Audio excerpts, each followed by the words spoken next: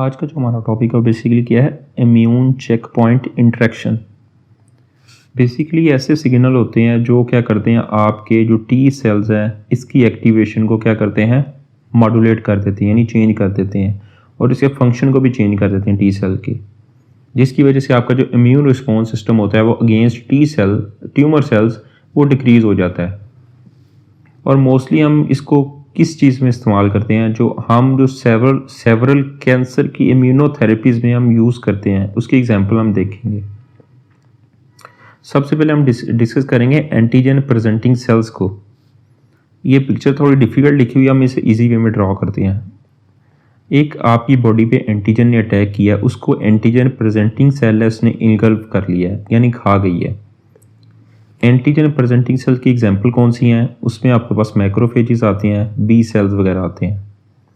इस एंटीजन को इसने इनगल्फ कर लिया, इनगल्फ करने के बाद छोटे छोटे फ्रेगमेंट्स में चेंज कर दिया है, और फिर इसी छोटे छोटे फ्रेगमेंट्स को अपनी बॉडी पे MHC यानी मेजर हिस्टो कंपैटिबल कम्प्लेक्स 2 के ज़रिए शो कर दिया है। इसको शो करने का मकसद क्या होता है, पहले इसको तोड़ने के बाद छोटे छोटे फ्रेगमेंट्स करके MSC क्लास 2 के जरिए बॉडी पे शो कर दिया अपनी सरफेस पे। सेल घूम रहे होते हैं CD4 वगैरह सेल, टी सेल्स, उनके ऊपर क्या होता है, टी सेल रिसेप्टर होता है TCR। वो TCR इस मेजर हिस्टो कंपैटिबल कम्प्लेक्स के साथ बाइंड करता है। और दूसरा जो आपके एंटीजन प्रेजेंटिंग सेल इनकी सरफेस पे पड़ा होता है B7 को क्या बोलते हैं, CD80 भी बोलते हैं। और इसी तरह CD4 पे क्या पड़े सेल होते हैं, टी सेल पे पड़े होते हैं आपका CD28। जैसे ये CD28 इस CD40 के साथ बाइंड करता है तो ये क्या करवाता है, ये बेसिकली को स्टिमुलेटरी सिग्नल है, यानी को मतलब इसका जो साथ देता है, जिसकी वजह से ये बेसिकली टी सेल की डिफरेंशिएशन या प्रोलिफरेशन करवा रहे होते हैं, या टी सेल को एक्टिवेट कर रहे होते हैं। सब चीज़ों का एक ही मतलब है, टी सेल की प्रोलिफरेशन करवा रहे होते हैं।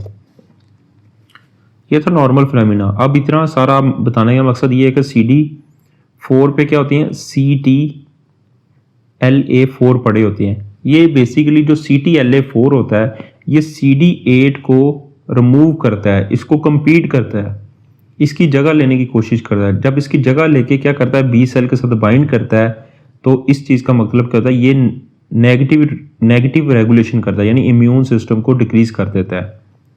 अब हम कुछ ड्रग इस्तेमाल करते हैं CTLA4 को ब्लॉक करने के लिए,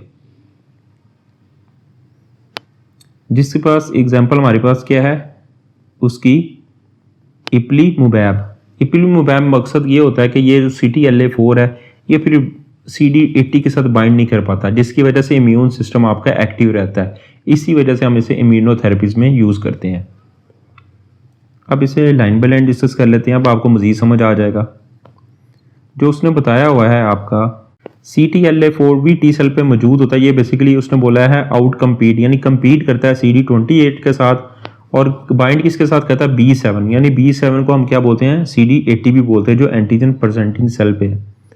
जब CTLA4 टी सेल वाला APC यानी एंटीजन प्रेजेंटिंग सेल की सरफेस पे B7 CD80 के साथ बाइंड कर जाता है, तो क्या होगा, ये इससे आपके टी सेल के को स्टिमुलेटरी सिग्नल ब्लॉक हो जाते हैं।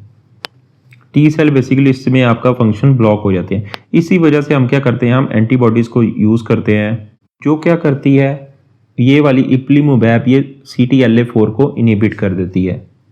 नंबर 1 चीज़ जिसमें इपिलीमुवैब है, ये एंटीजन प्रेजेंटिंग सेल की एग्जांपल तो हो गई है। अब सेकंड हमारे पास क्या, ट्यूमर सेल को हम डिस्कस कर लेते हैं। ट्यूमर सेल में क्या होता है, ये देखिए ट्यूमर सेल है, ट्यूमर सेल, और दूसरा हमारे पास टी सेल है जिसे हम साइटोटॉक्सिक सेल भी कहते हैं, CD8 भी कह सकते हैं।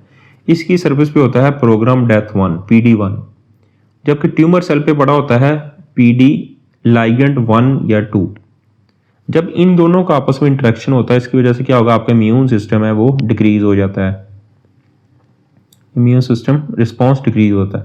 अब हम ऐसी कोई ड्रग इस्तेमाल करते हैं PD1A, जो या तो PD1A को ब्लॉक कर दें जिसकी वजह से इंटरेक्शन ना हो सके, या PD लाइगेंड 1/2 को ब्लॉक कर दें, जैसे PDLA बोलते हैं। सबसे पहले हम ड्रग यूज़ करते हैं PD1 को ब्लॉक कर देते हैं, तो जिसकी वजह से इंटरेक्शन नहीं होगा, तो इम्यून सिस्टम भी आपका इनहिबिट नहीं होगा। अब ये हम देखें इंटरेक्शन है, उसने बोला कि बिटवीन PD1 जो टी सेल पे मौजूद होता है, जबकि PD लाइगेंड 1 और 2 जो कहाँ पे मौजूद होता है, ट्यूमर सेल या इम्यून सेल्स इन ट्यूमर पे होता है, माइक्रो इन्वायरमेंट। जब इन दोनों का इंटरेक्शन होता है टी सेल का डिसफंक्शन हो जाता है, एग्जॉस्ट हो जाता है। इसी वजह से हम ऐसी एंटीबॉडीज यूज़ करते हैं जो PD1 को ब्लॉक करते हैं, जिसमें हमारे पास क्या है, सेमीप्लीमैब, निवोलुमैब, पेम्ब्रोलिजुमैब। और दूसरी हमारे पास एंटीबॉडीज़ हैं हम यूज़ करते हैं जो क्या करते हैं, PDLA1 जो बेसिकली लाइगेंड है इसको ब्लॉक कर सकते हैं इसको। इसमें हमारे पास कौन कौन सी आती है, एटीजोलिजुमैब, डुरवालुमैब, एविलुमैब, जिसकी वजह से ये क्या होगा, इंटरेक्शन नहीं हो पाएगा।